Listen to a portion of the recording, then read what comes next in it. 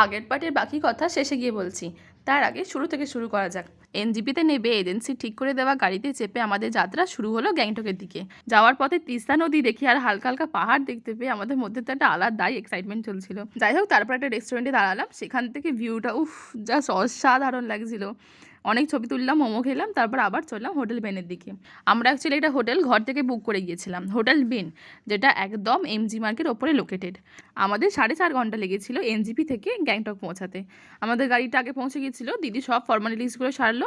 এর পরের পার্টে হোটেল বেনে রিভিউটা দেবো। ওদের ডাইনিং রুমটা একদম গ্রাউন্ড ফ্লোরে ছিল।